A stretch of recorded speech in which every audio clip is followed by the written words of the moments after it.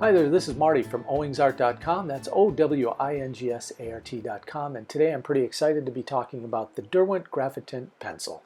Made by the Derwent Pencil Company, also known as the Cumberland Pencil Company in England. They've been making pencils since the early 1800s, and this is a unique sort of pencil in the pencil world in that it's not really a watercolor pencil per se. It's more like a graphite pencil with the properties of a watercolor pencil and a less pronounced, less overt color. So the first thing you notice about Derwent's pencils is, or Derwent themselves, is they're not afraid to go out on a limb and try some different things, which I really like about Derwent. I mean, these Graphitint pencils are a unique way to treat pencils and art and watercolor usage, so I think it's pretty cool. And when you open up the tin, and by the way, they come in a 12 tin, 24 tin, a tub, which they call a tub, and then they come in a blister pack.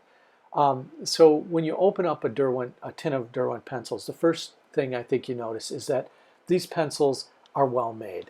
They're thick, they're heavier, a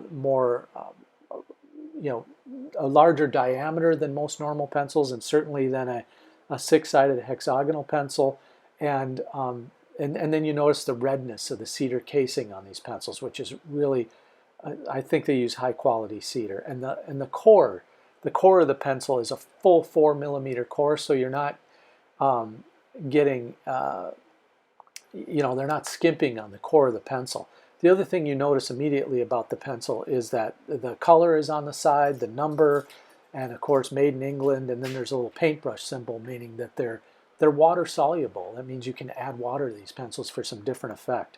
So today what I'm going to do is I'll demonstrate kind of quickly each of the colors. I'll lay some down and then I'll add some water, do a little doodling to kind of show what the pencils are like and talk you through that.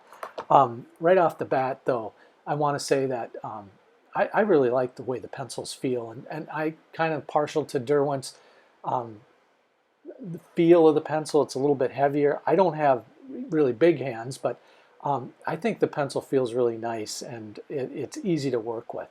Now here you can see that I'm just laying down one pencil at a time and taking each of the colors and just laying some color down, and later I'll add some water to these to test that out. But you can see the colors aren't super pronounced. They're not super vibrant, and they're not meant to be.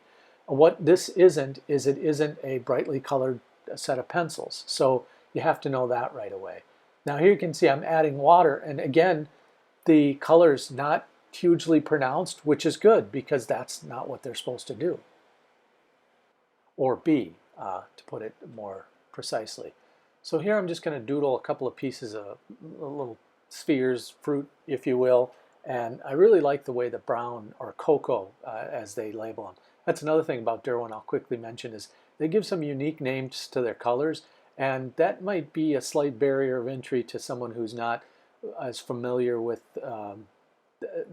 how we in English create a connection between a color. For instance, they might call this a slate green, or a indigo blue, or a storm, or a chestnut, different names like that. So people might go, well, why not just call it brown? Well, I kind of like the unique names that Derwent gives a pencil, but I would say that might be a barrier to entry to somebody who's not doesn't have English as a first language. Anyway, I like being able to work these with the watercolor brush and then rework them again with the pencil. That's really easy to do with these. I'm going to make some notes here just to remind me what colors I used. This will help me later when I refer back to this. One other thing I want to quickly mention is that, depending on the paper you use, you're going to get different effects. So I'm going to show you some blending in a second. And when you're blending, if you're using like a watercolor paper or really toothy paper, you're going to notice that blending might not be as smooth as you want it to be. If you're a colored pencil artist, you may not get the effect you want. Now, if you're a watercolor artist, that may be just perfect, and that may be just the effect you want. But one of the things I look for when blending is how does it blend on some different types of paper. So a cold press or a hot press. This happens to be more like a Bristol paper or a hot press, so it's a more flat surface. It's not as toothy, and so the blending may be a little bit easier on this paper. And you can see when you start to blend, you know, the difference here between non-blended and blended. And this is a hot press paper, again, like a Bristol. So there it is. There's the effect, and it does pretty well. I like it. It's also a good idea to try to see what the erasability is like. And I did try that on these pencils, and they do erase quite nicely. More so on a Bristol or a hot press paper than maybe on a watercolor paper, just because you have that more porous paper, a little bit more difficult to erase. So here I'm just going to do a little bit, soften these edges here a little bit more with the blender, and you can see it does a nice job.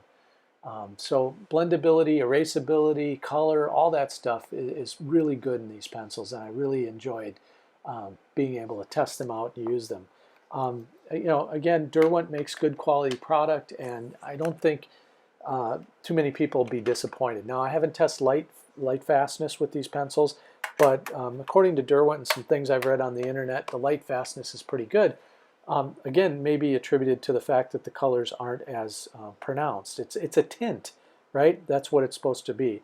And I would think these are ideal for like landscape or even portraiture, and just getting some different effects in maybe your sketching and that. So, well, I hope this has been helpful, and don't forget to leave a comment or a note or even a question. I like to answer questions right away on the channel, either through the comment section, or maybe I'll post a video response.